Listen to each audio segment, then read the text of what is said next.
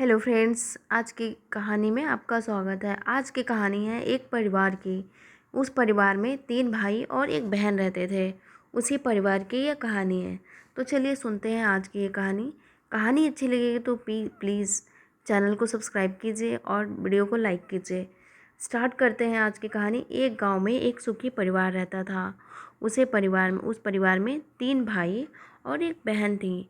उनके माँ बाप उन चारों से बेहद प्यार करते थे, मगर बीच वाले बेटे से थोड़ा परेशान थे, क्योंकि बड़ा बेटा पढ़ लिख कर डॉक्टर बन गया और छोटा बेटा भी पढ़ लिख कर इंजीनियर बन गया।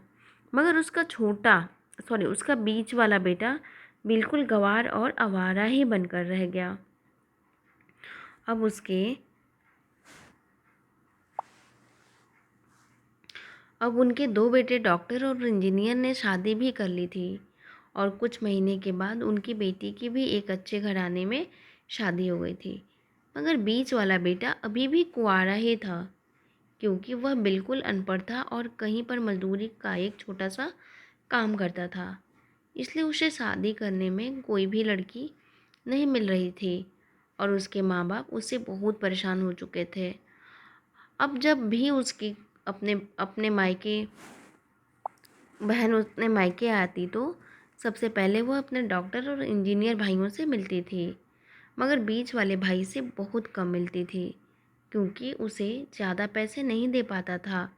लेकिन फिर भी वह अपने बहन से बहुत प्यार करता था।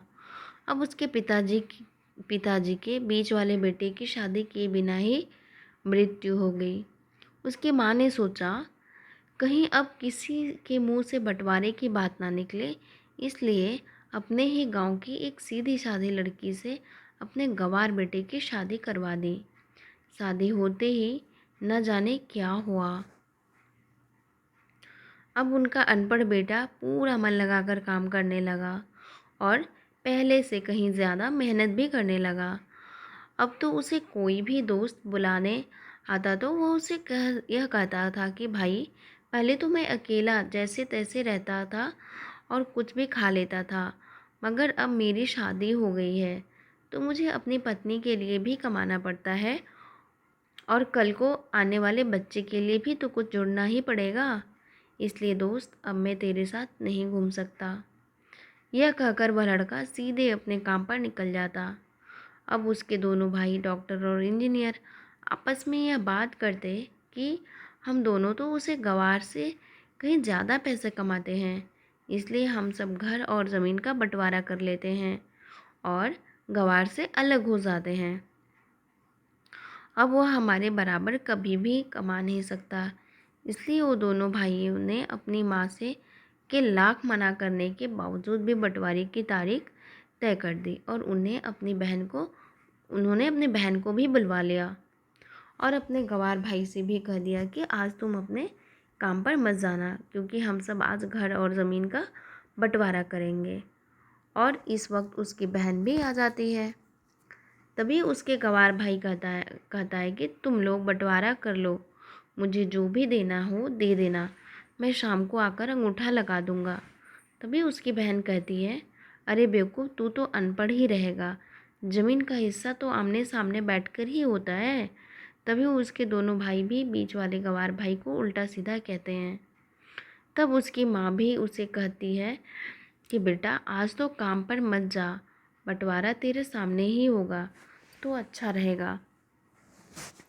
उसी वक्त वकील भी आ जाता है। तभी वकील कहता है कि आपका सारा हिस्सा मिलकर 10 बीघा ज़मीन है और आपका घर। अब यह बताओ कि किसको कितना हिस्सा देना है, मैं उसी हिसाब से बंटवारे का कागज़ बना दूंगा।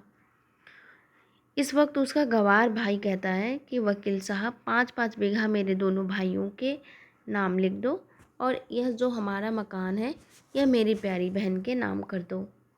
तभी उसके दोनों भाई और बहन पूछते हैं कि तू हिस्से में क्या लेगा। तभी उसका गंवार भाई कहता है, मेरे हिस्से में मेरी प्यारी माँ है ना। और तभी वह अपने पत्नी की तरफ मुस्कुराते हुए कहता है कि क्यों मेरी प्यारी पत्नी, क्या मैं गलत कहा? क्या उसे गंवार की पत्नी अपने सास से साथ से लिपट कर कहती है कि माँ से बड़ी वसीयत क्या होगी मेरे लिए। और इस वक्त उसका उसका पति भी अपनी माँ से लिपट जाता है। गंवार बेटे और बहू इसी प्यार से ज़मीन जायदाद के बंटवारे को एक सन्नाटे में बदल देते हैं। और तभी बहन अपने गंवार भाई के गले लगकर रोते हुए कहती है कि माफ़ कर दो भैया, मैं आपको समझ नहीं सकी। तभी उसका भाई कहता है कि मेरी प्यारी बहन, इस घर में जितना अधिकार हमारा है उतना ही अधिकार तेरा भी है। और रही बात बंटवारे की, तो बंटवारा नहीं करने से हमारा जीवन रुक तो नहीं जाएगा, क्योंकि क्यों करते हैं हम बंटवारा? क्या हम एक साथ मिलकर नहीं रह सकते जैसे हम बचपन में मिलकर रहते थे? एक साथ मिलकर रहने को तो परिवार कहते हैं, एक अच्छा परिवार कहते हैं। और उसे अच्छे परिवार को संभालती है एक माँ। तभी उसके दोनों भाई भी बहुत शर्मिंदा होते हैं और वह बंटवारे के कागज़ फाड़कर फेंक देते हैं। तो इस कहानी से यह सीख मिलती है कि माँ से बड़ा कोई जायदाद नहीं होता, कोई धन नहीं होता, कोई दौलत नहीं होता। और जो ये बंटवारा होता है घर में, सारे घर में होते हैं, तो ये जो बंटवारा होता है ये नहीं होना चाहिए। क्योंकि एक जॉइंट फैमिली रहेगा और उस परिवार को चलाने वाली माँ रहेंगी, तो वो परिवार बहुत अच्छे से चलता है। तो आपको ये कहानी कैसे लगी, प्लीज़ कमेंट बॉक्स में कमेंट करके बताइएगा। और हम लोग डेली एक कहानी सुनेंगे और आप लोगों को सुनाऊंगी, और आप कमेंट करके बताइएगा कहानी कैसी है। चलिए, आज के लिए बस इतना ही।